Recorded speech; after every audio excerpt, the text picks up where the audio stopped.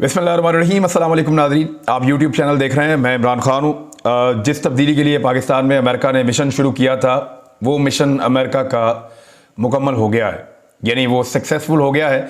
रजीम change operation, जिन्होंने पाकिस्तान के अंदर उसके ऊपर दिन रात मेहनत की, उनको मुबारकबाद। जिन्होंने पाकिस्तान के बाहर से मेहनत की, उनको मुबारकबाद। जिन्होंने बहुत पैसा खर्च किया, उनको मुबारकबाद। और रजीम चेंज ऑपरेशन जैसे कि मुख्तलिफ मुल्कों में अमेरिका करता है, उसने पाकिस्तान के अंदर किया। और 1 महीना और 3 दिन गालिबन लगे हैं। टोटल 1 महीना और 3 दिन के अंदर अमेरिका का जो फॉरेन स्पॉन्सर्ड रजीम चेंज मिशन था वो मुकम्मल हुआ। और पाकिस्तान में इमरान खान के बाद, यानी उनके बाद अब वज़ीर आज़म पाकिस्तान शहबाज शरीफ साहब हैं। तो शहबाज शरीफ पाकिस्तान के वज़ीर आज़म बन गए हैं और अब वो अपने ओहदे का हलफ उठाएंगे। कौमी असम्बली में उनको अक्सरियत मिल गई है शहबाज शरीफ साहब को। कुछ चीज़ें हैं जो आपके साथ शेयर कर दी। एक तो शहबाज शरीफ साहब ने अपनी जो पहली तकरीर की, ये 23वें वज़ीर आज़म है पाकिस्तान के, इन्होंने जो तकरीर की उसके बारे में आपको बता देता हूँ। एक तो उन्होंने कहा कि जो खत है उसके मामले पे अब दूध का दूध और पानी का पानी हो जाएगा। तो एक बात मैं आपको आज बता देता हूँ कि अब ये खत वाला मामला जो है वो अगर कौम इमरान खान पे यकीन करती है तो फिर वो माने कि ये खत जो है वो सच्चा है और वाकई बाहर से पाकिस्तान को धमकी दी गई थी। हालात वाकयात उसका सबूत है। 1 महीने पहले वो वज़ीर आज़म था, सब ठीक था। उसने पेट्रोल सस्ता किया, उसने चीजें सस्ती की, इसके बावजूद सब ठीक था। उसको निकाल के बाहर फेंक दिया और अचानक सबके ज़मीर जा गए, सारी पॉलिटिकल पार्टीज उधर चली गई। वो खत लेके मारा मारा फिरता रहा। जनाब देखें, अगर तो ये ऑर्गेनिक था तो इस तरह नहीं होता। पाकिस्तान में पिछले 3.5 साल से यही सारे लीडर इमरान खान को गिराना चाहते हैं, नहीं गिरा पा रहे थे। लेकिन जैसे ही अमेरिका बहादुर बीच में कूदा, इमरान खान फारग। तो इमरान खान साहब के इस कहने के अंदर इसलिए जान है, या आप उसको मान लेंगे वो बात ठीक कर रहे हैं, क्योंकि उनके पास शवाहिद और सबूत मौजूद है। अमेरिकन की मुलाकातें बहुत तेजी से बढ़ना शुरू हो गई, हालात एकदम उनके खिलाफ होना शुरू हो गए। जो लोग उनके साथ रोजाना राब्ते में रहते थे वो राब्ते से कट गए, बहुत सारे लोग टूट गए, तो चले गए। अब मैं ज्यादा खुल के बोलना नहीं चाहता। पाकिस्तान के इदारों में जिस तरह हुआ, आधी रातों को अदालतें लग गई। ऐसे तो नहीं होता ना, आधी आधी रात को अदालतें तो नहीं लगती, लेकिन अदालतें लगी और इस बात को यकीनी बनाया गया कि ऑपरेशन जो है वो मुकम्मल होना चाहिए। लिहाजा पाकिस्तान के अंदर रजीम चेंज का ऑपरेशन सक्सेसफुली मुकम्मल हो गया है। अब हम भिखारियों के देश में हैं और भिखारी कभी भी चूजर्स नहीं होते। बेगर्स नेवर चूजर्स, और हम कभी भी चूज नहीं कर सकते, हमारी ये जरूरत नहीं है। और हमारे वज़ीर आज़म ने अपनी पहली तकरीर में जिस तरह अमेरिका का जिक्र किया, जिस तरह उसके लिए प्यार का इजहार किया, वो भी आप सबने सुन लिया। फिर बरतानिया के बारे में इवन उन्होंने ये कहा कि ये अल्फाज क्यों बोले प्राइम मिनिस्टर ने जो उन्होंने इस्तेमाल किए हैं।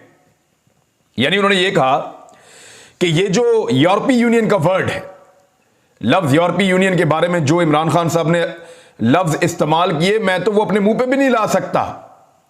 अब आपका वज़ीर आज़म वो है जो कहता है कि यूरोपीय यूनियन अगर मुझे गुलामी करने का कहेगा तो इसके बावजूद मैं उनसे शिकवा अपनी जबान पे नहीं ला सकता।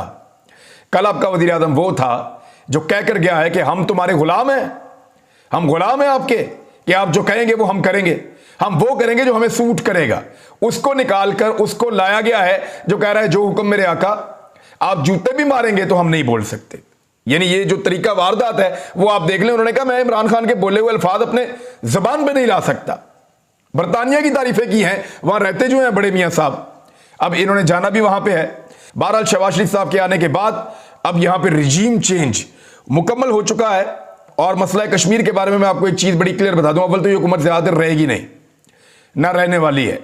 लेकिन मसला कश्मीर के बारे में एक बात आपको बड़ी क्लियरली मैं बता दूं कि ये हुकूमत इंडिया के मामले के ऊपर यू टर्न ले रही है।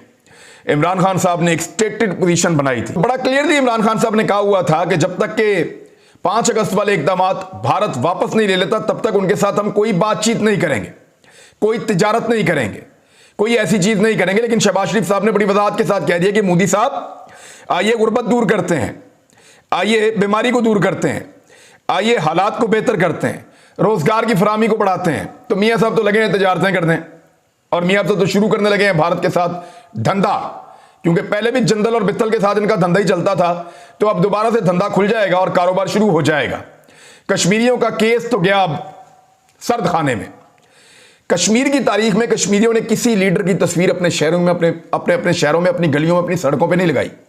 सिर्फ इमरान खान एक वाहिद आदमी, अगर उसने कश्मीर का मुकदमा गलत लड़ा है तो सबसे पहला शिकवा मकबूजा कश्मीर में रहने वाले मेरे भाइयों का होना चाहिए। वो सारे इमरान खान के नारे लगा रहे थे, उन सब ने इमरान खान की तस्वीरें उठाई हुई थी और इसका उन्होंने खुमियाजा भुगता है वहां पे। ये हालात थे कश्मीर में। लेकिन अब ये हुकूमत आ गई है, इन्होंने पहले भी कश्मीर का सौदा किया है और आते ही पहली तकरीर में ही कर दिया है कि कोई किसी किस्म का जो नुकसान है वो नहीं होना चाहिए दोनों को। और मोदी को ऑफर करवा दिया आते ही, उस मोदी को जिसको इमरान खान साहब ने अकेला छोड़ दिया था ये कहकर और उसको पूरी दुनिया में एक्सपोज किया, फाशिस्ट साबित किया, उसको नाजी करार दिया पूरी दुनिया के अंदर। आरएसएस की आइडियोलॉजी को इमरान खान साहब ने पूरी दुनिया के अंदर जिस तरह से बताया वो सारा कुछ आपके सामने है। लेकिन अब शहबाज शरीफ साहब जो है वो जरा प्रो इंडिया है, अब आपको पता चलेगा आने वाले दिनों में। मैं अभी इतना ही बोल देता हूं क्योंकि अभी बताने के लिए बहुत सारी और तफसीलात हैं। पाकिस्तान तहरीक इंसाफ ने कुछ फैसले किए हैं। मेरी वज़ीर-ए-आज़म इमरान खान साहब से एक मुलाकात हुई है, उस मुलाकात में क्या बातचीत हुई वो मैं आपको बताऊंगा, क्योंकि आज मैं लाहौर से वापस गया था, मुलाकात हुई तकरीबन आधे घंटे की, फिर मैं वापस आया हूं। जो इमरान खान साहब से बातचीत हुई वो आपके साथ शेयर करूंगा एक और व्लॉग में। लेकिन पाकिस्तान तहरीक इंसाफ ने फैसला किया है कि अब वो इन असम्बलियों का हिस्सा नहीं रहेगी। शाह महमूद कुरैशी साहब ने तकरीर की और तकरीर करते हुए कह दिया हम इस्तीफा देकर जा रहे हैं। शहबाज शरीफ साहब ने आज एक और तस्करा किया, उन्होंने कहा ना खत मुझे दिखाया गया है तो ना खत के बारे में मुझे बताया गया है। यह शहबाज शरीफ साहब ने कहा, मैंने वो खत अभी तक ना देखा है ना मुझे अभी तक किसी ने दिखाया है। तो इस पे मैं आपको बता देता हूं कि पहली तकरीर में शहबाज शरीफ साहब ने जो बहुत सारे झूठ बोले उनमें से एक झूठ यह भी था। कौमी असम्बली की कौमी सलामती कमेटी में शहबाज शरीफ साहब को बुलवाया गया था और वहां से बाइकआउट करके भाग गए थे। स्पीकर असद कैसर को जब खत मिला तो उसने शहबाज शरीफ को कहा कि आओ खत देख लो, दोबारा बुलवाया, वो फिर नहीं आए, फिर उन्होंने खत नहीं देखा क्योंकि उनको पता था खत में क्या लिखा है। बकौल हुकूमत के ये लोग साजिश का, साबिक हुकूमत के, यानी बकौल इमरान खान साहब और उनके साथियों के, तहरीक इंसाफ वालों के, कि ये लोग ये इस साजिश का हिस्सा थे। शहबाज शरीफ साहब वो जानते थे कि इसके अंदर क्या लिखा है मरासले में। तो लेटर गेट के मामले के ऊपर मैं क्लियर कर दूं आपको कि अब शहबाज शरीफ साहब क्लीन चिट लेंगे और उनको अदलिया से भी सपोर्ट मिल जाएगी, क्योंकि मैं हमेशा एक बात कहता हूं कि शरीफ खानदान जब भी ये फैसला करे कि वो अदालत से इंसाफ हासिल करेंगे तो दुनिया की कोई ताकत शरीफ खानदान को पाकिस्तान में अदालत से इंसाफ लेने से नहीं रोक सकती। मैं फिर दोहरा देता हूं, मैंने कई दफा कहा है कि शरीफ खानदान का कोई फर्द जब इस बात का फैसला कर ले कि उसे पाकिस्तान में किसी अदालत से इंसाफ चाहिए तो दुनिया की कोई भी ताकत, अल्लाह रब्बुल इज़्ज़त तो बहुत बड़े हैं लेकिन मैं दुनियावी ताकतों की बात कर रहा हूं, कि फिर दुनिया की कोई भी ताकत इस खानदान को पाकिस्तान की अदालतों से इंसाफ लेने से नहीं रोक सकती, सुरखरू होने से नहीं रोक सकती।